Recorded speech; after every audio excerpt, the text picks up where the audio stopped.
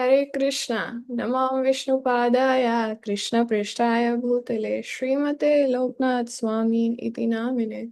नमो विष्णुपादाय कृष्णपृष्ठाय भूतले श्रीमते भक्तिवेदांत स्वामी इति नामिने।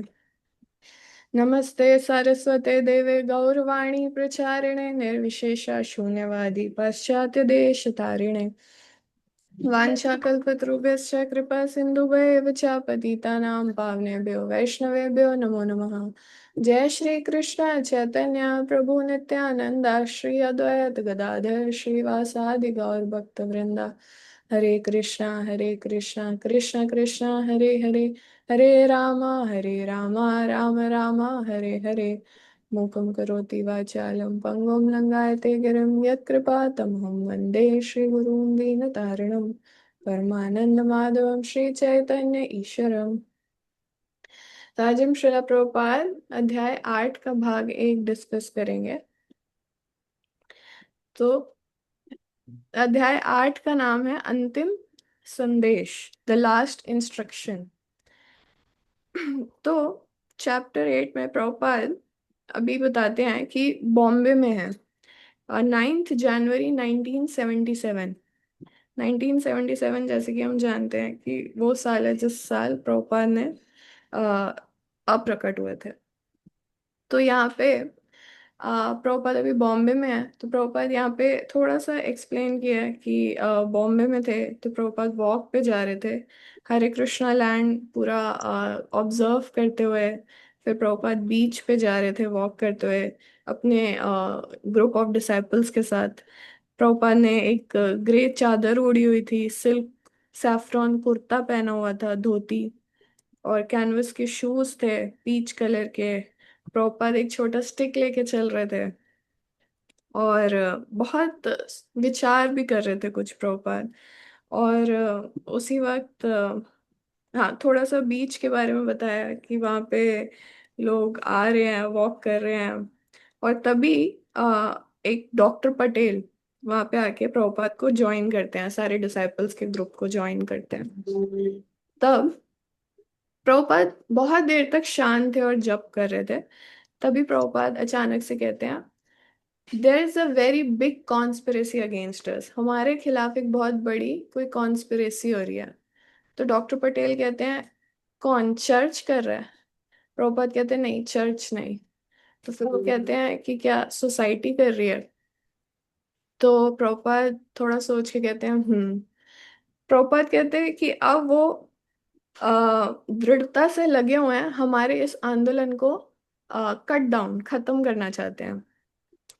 तो प्रभुपाद इसके बारे में ज्यादा डिटेल्स नहीं बोलते हैं। तो फिर डॉक्टर पटेल और बाकी डिसाइपल सोचते हैं कि प्रभुपाद क्या कहना चाह रहे हैं। तो डॉक्टर पटेल कहते हैं कि कुछ भी हो, हमारे कृष्ण भावनामृत आंदोलन के खिलाफ कोई भी भारत में तो कुछ नहीं करेगा। तो प्रभुपाद कहते हैं कि एक्चुअली मैं भारत में ही पहले ये आंदोलन स्थापित करना चाहता था। मैंने अपने कई सारे फ्रेंड्स को कहा कि आप सिर्फ अपना एक बेटा दे दो, मैं, मेरे को जो करना है मैं सब कर दूंगा, सिर्फ अपना बेटा दे दो, गिव मी जस्ट वन सन। लेकिन कोई भी सहमत नहीं हुआ। सबने कहा कि इससे क्या फायदा होगा स्वामी जी, इससे क्या लाभ होगा अगर हमारा बेटा ब्राह्मण बन गया, वैष्णव बन गया, उससे कोई लाभ नहीं होने वाला। उन्होंने हमारे इस आंदोलन को बिल्कुल भी इम्पोर्टेंस नहीं दी। वो चाहते थे ये मूवमेंट रुक जाए। तो फिर डॉक्टर पटेल कहते हैं कि अमेरिकन ही होते हैं जो ऐसे प्रोपेगेंडा करते हैं। तो प्रभुपाद कहते हैं, अच्छा और बुरा हर जगह होता है। और कृष्ण तो कहते हैं, मनुष्य नाम सहस्त्रेषु, भगवत गीता में, कि हजारों हजारों में से कोई एक है जो अपने इस जीवन को सिद्ध करने का प्रयास करेगा और सिद्ध कर पाएगा, उनमें से भी कोई एक होता है। तो प्रभुपाद ने कहा फिर ये तो कलयुग है। तो फिर प्रभुपाद वहां से चले जाते हैं वापस वॉक करके। फिर वापस प्रभुपाद हरे कृष्णा लैंड में आ जाते हैं। फिर प्रभुपाद देखते हैं बहुत ध्यान से जुहू मंदिर को, देखते हैं अभी बहुत बिल्डिंग्स जो हैं अभी तैयार नहीं हुई हैं। और प्रभुपाद एक्चुअली चाह रहे थे कि जल्दी से जल्दी ये कंप्लीट हो प्रोजेक्ट। प्रभुपाद चाहते थे उनके सामने ही जुहू मंदिर की ओपनिंग हो जाए।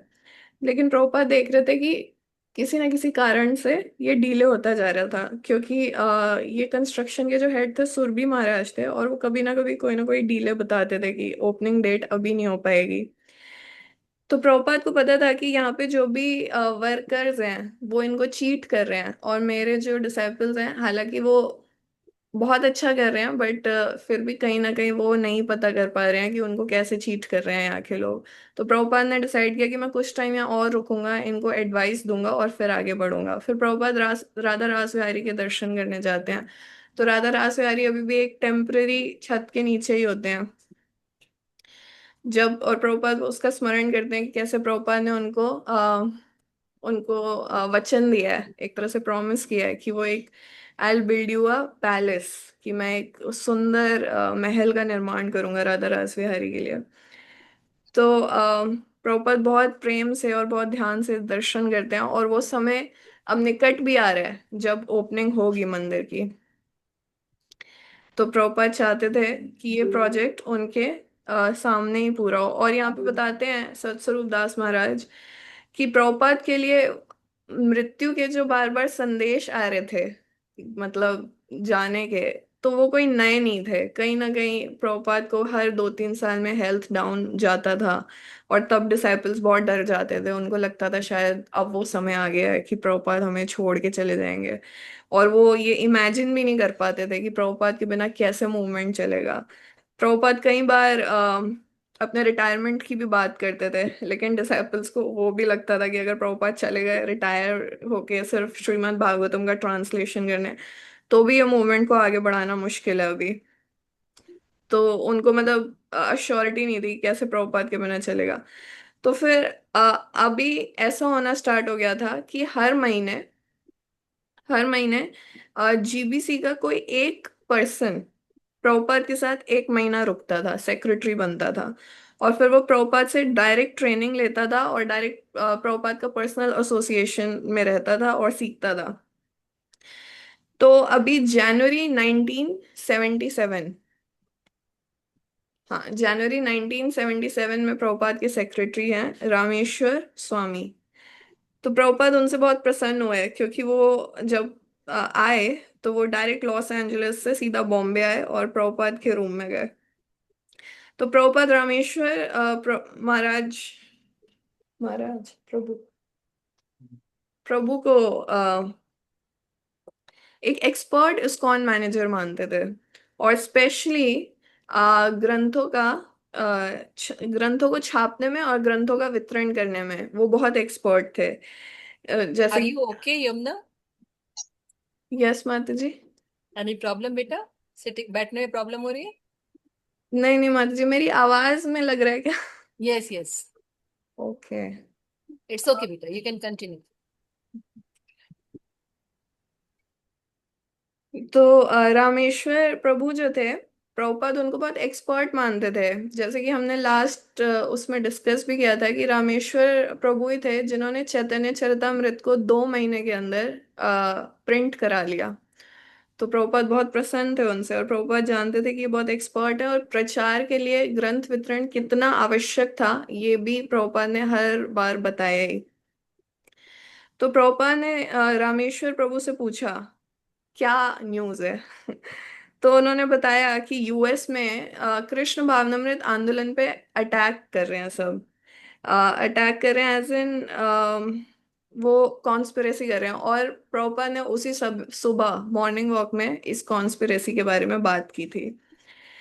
तो उन्होंने कहा कि वो एक कृष्ण भावनामृत को एक एंटी कल्ट समझ रहे हैं।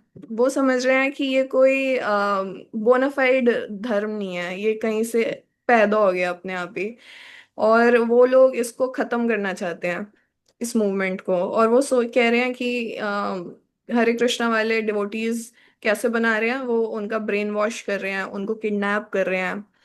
और जबकि उनके माता पिता नहीं चाहते कि वो मंदिर में रहे, फिर भी वो जबरदस्ती उनको मंदिर में रहने के लिए फोर्स कर रहे हैं। तो प्रभुपाद ने कहा इन सब से मत डरो, डिवोटीज को कृष्णा प्रोटेक्ट करेंगे, और रिजल्ट जो होगा हमारे फेवर में ही होगा।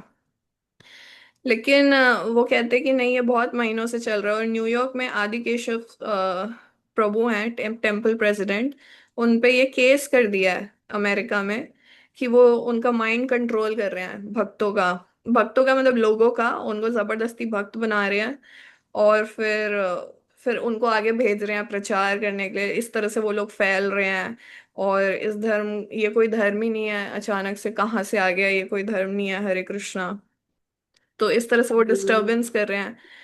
तो इस बहुत पेरेंट्स के भी केस आ रहे हैं, उसमें से दो डिवोटीज हैं जिनके पेरेंट्स ने केस किया है कि ये ब्रेन वॉश कर रहे हैं।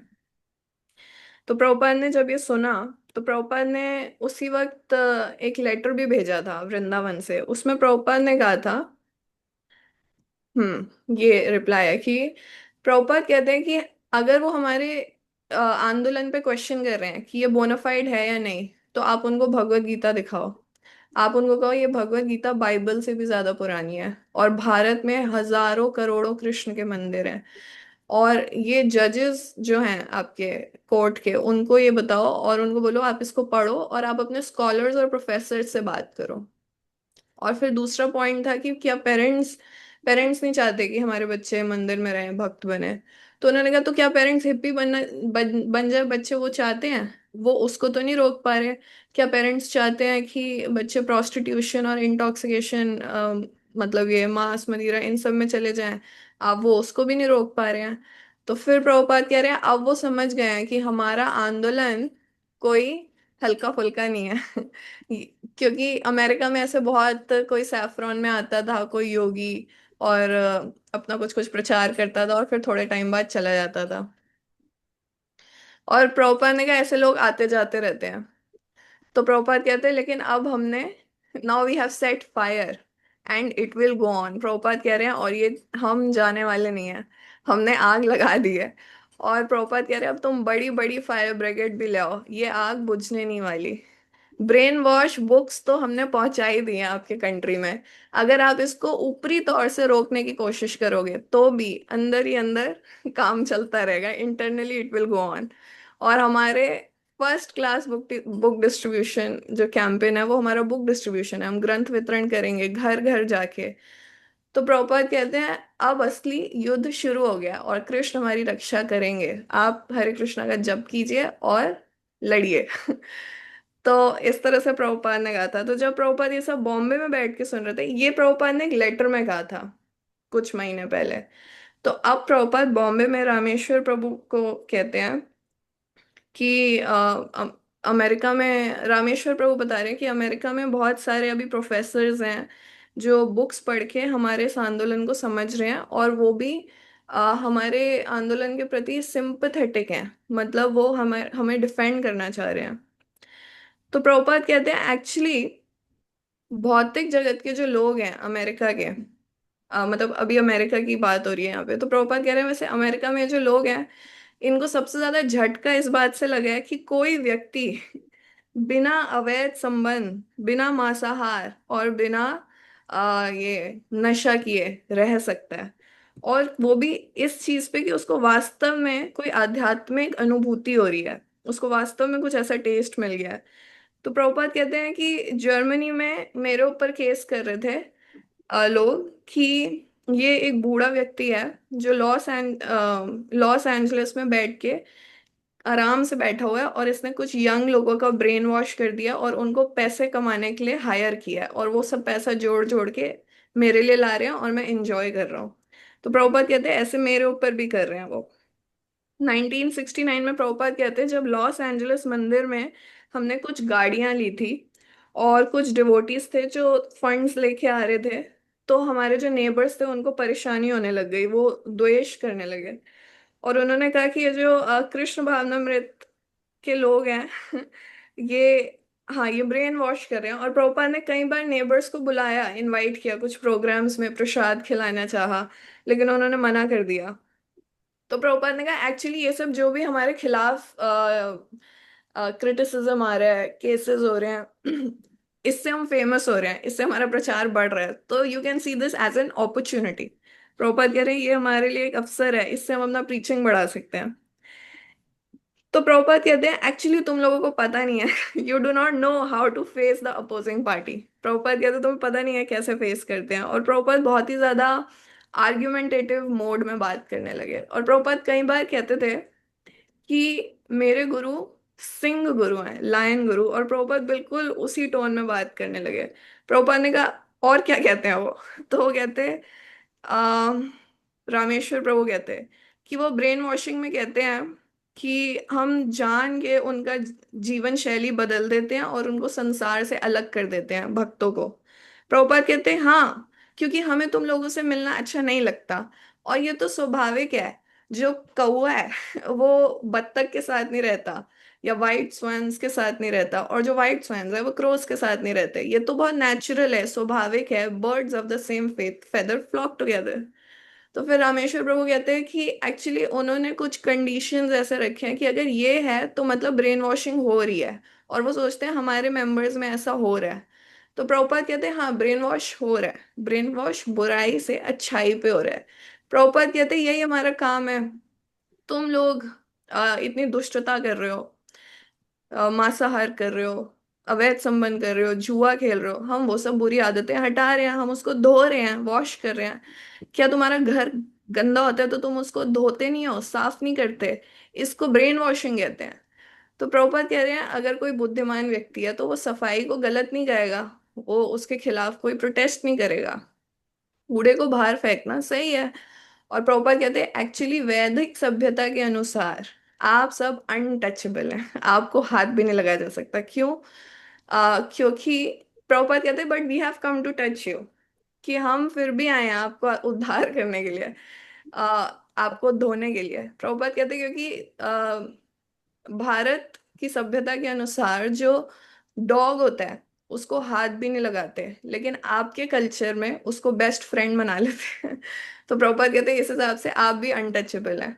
प्रभुपाद कहते हैं इसलिए हम आपका बुद्धि का धुलाई करने आए हैं, और आपकी बुद्धि साफ नहीं है जब तक, तो आप कृष्ण को नहीं समझ सकते। प्रभुपाद कहते हैं एक व्यक्ति अपने संग, किसका वो संग कर रहा है, उससे जाना जाता है। आप एक डॉग के साथ सोते हैं, उसके साथ खाते हैं, उसके साथ मित्रता करते हैं, तो फिर आप क्या हैं? तो प्रभुपाद कहते हैं इसलिए हम आपकी धुलाई करने आए हैं, रगड़ाई करने आए हैं। तो फिर रामेश्वर प्रभु कहते हैं कि एक्चुअली अमेरिका में कहते हैं कि लाइफ ऐसी होनी चाहिए कि मतलब आप किसी चीज में एक्सपर्ट बनो, साइंस, म्यूजिक, आर्ट, लिटरेचर और एजुकेशन, इन सब चीजों को वो कल्चर मानते हैं। ये यूरोप से आया है, बट हमारे आंदोलन में इन सब चीजों को बैन कर रहे हैं, करने नहीं दे रहे। वो कह रहे हैं सिर्फ एक ही चीज, कृष्ण कृष्ण कृष्ण, बस एक ही लिटरेचर पढ़ना है तो कृष्ण, गाना है तो कृष्ण, कुछ भी है तो कृष्ण। तो प्रभुपाद ने कहा जो भी तुमने अपने आप से बनाया है वो सभ्यता नहीं है, वो मनोधर्म है। तो ये नॉनसेंस है, हम इसको खत्म करने आए हैं, यही हमारा मिशन है। तो रामेश्वर प्रभु कहते हैं कि वो कह रहे हैं कि आ, अगर आप कहते हो कि आपके लोग जेंटलमैन हैं, तो आप एयरपोर्ट पे आके हमें इतना परेशान क्यों करते हो, अपना ग्रंथ वितरण जबरदस्ती करते हो? तो प्रभुपाद ने कहा कि हम परेशान नहीं कर रहे, हम आपको आके बताते हैं, हम एजुकेट कर रहे हैं। अगर आप एक चोर को कहोगे कि चोरी मत करो, तो वो यही कहेगा कि तुम मुझे परेशान मत करो, उसको अच्छी एडवाइस पसंद नहीं आएगी। तो रामेश्वर प्रभु कहते हैं कि वो कहते हैं लेकिन नहीं, हमारी कोई प्राइवेसी है, हमारे पास हक है, हम सोच सकें कि मुझे क्या करना है क्या नहीं करना। तो प्रभुपाद कहते हैं ठीक है, फिर हमारे पास भी हक है, हमें लगता है ग्रंथ वितरण करना सही है तो हम कर रहे हैं। तो रामेश्वर प्रभु कहते हैं लेकिन मैं आपकी फिलॉसफी नहीं सुनना चाहता, आप मेरे ऊपर थोप क्यों रहे हैं? तो प्रभुपाद कह रहे हैं हम थोप नहीं रहे, हम आपको आगे एक अच्छी फिलॉसफी बता रहे हैं। आपको हम बता रहे हैं कि जिसने इस ग्रंथ को पढ़ा है उस सबको लाभ हुआ है वो पढ़ के। आपने इतने बड़े बड़े एडवर्टाइजिंग बोर्ड्स क्यों लगा रखे हैं कि आओ इसको खरीदो? आप अपना तथाकथित अच्छाई हमारे ऊपर थोप रहे हैं, जो आपको लगता है अच्छा है आप भी तो उसका ऐड कर रहे हैं, तो आप वो हम पे थोप क्यों रहे हैं? फिर आप भी मत करो। तो इस तरह से ये बैटल चलता रहा घंटों घंटों। रामेश्वर प्रभु बहुत सारे आर्गुमेंट्स रख रहे थे जो कि कृष्ण भावनामृत आंदोलन के खिलाफ सब कर रहे हैं, और प्रभुपाद उनको डिफीट कर रहे थे। फिर प्रभुपाद ने कहा कि ये सब जो आर्ग्यूमेंट्स हैं एक्चुअली ये बहुत ही बचकाने और मूर्खता वाले हैं। और प्रभुपाद ने कहा कि मटेरियलिस्टिक लोग जो भी बोल रहे हैं, ये सब क्रिटिसाइज कर रहे हैं, इससे सिर्फ ये पता चलता है कि वो जीवन के वास्तविक लक्ष्य के प्रति अंधकार में है, उनको पता नहीं है। और प्रभुपाद कहते हैं शास्त्र से और लॉजिक के बेस पे आप ये समझ सकते हैं कि एक अभक्त में कोई अच्छा गुण नहीं होता और वो पशु के तुल्य है, क्योंकि वो कृष्ण भावनामृत या भगवत भावनामृत को एक्सेप्ट नहीं कर रहा। तो प्रभुपाद ने कहा ऐसे लोगों की क्रिटिसिज्म को इतना सीरियसली नहीं लेना चाहिए। और प्रभुपाद बहुत इंजॉय भी कर रहे थे। Prabhupada was relishing that fighting on behalf of lord Chaitanya. Prabhupada Chaitanya Mahaprabhu के बिहाफ पे उसको इंजॉय कर रहे थे। फिर और यहाँ पे ये भी बताते हैं कि प्रभुपाद एक्चुअली ये सब इसलिए भी कर रहे थे कि प्रभुपाद अपने शिष्यों को सिखाना चाहते थे। अपने शिष्यों को सिखाना चाहते थे कि कैसे आपको आंदोलन को प्रोटेक्ट करना है, प्रीच करना है कृष्णा कॉन्शियसनेस का। रामेश्वर प्रभु ये भी लास्ट में कहते हैं कि क्रिश्चियंस कहते हैं कि बाइबल परफेक्ट है, सिर्फ बाइबल में जो बताया है जीसस क्राइस्ट ने बस उसी को फॉलो करना है, और यही I am the only way. Jesus Christ ने कहा मैं ही एकमात्र रास्ता हूँ। तो प्रभुपाद कहते हैं हाँ ठीक है, लेकिन जीसस क्राइस्ट आपको कुछ बता ही नहीं पाए क्योंकि आप बहुत दुष्ट हैं। उन्होंने बस एक चीज कही आपको, दाउ शेल नॉट किल, आप हत्या नहीं करेंगे। आप उसी का ही कभी पालन नहीं कर पाए। तो जीसस क्राइस्ट ने उसके आगे कभी कोई इंस्ट्रक्शन नहीं दी, वो चुप हो गए और उन्होंने आपसे बात करनी बंद कर दी। तो प्रभुपाद कहते हैं कि ये सब आर्गुमेंट्स में कोई दम नहीं है। और एक्चुअली आप इसको देखिए कि ये कृष्ण आपको अपॉर्चुनिटी दे रहे हैं कि आप और संसार में वेल नोन हो हमारा आंदोलन, और लोग इसको जाने। तो ये हमारे पास एक अपॉर्चुनिटी है, this is opportunity to preach. और प्रभुपाद अपने शिष्यों को ये भी सिखा रहे थे कि कैसे ये लीगल केसेस जो हैं और ये जो अपोजिशन पार्टीज हैं इनसे कैसे डील करना है और कैसे प्रीच करना है। तो प्रभुपाद कहते हैं इसके लिए सिर्फ आपको स्पिरिचुअली स्ट्रांग होना होगा। प्रभुपाद अपने लोगों को तैयार कर रहे थे, एक तरह से दिन रात प्रभुपाद उनको टाइम दे रहे थे। तो आज हम यहीं तक चर्चा करेंगे। श्रीला प्रभुपाद की जय।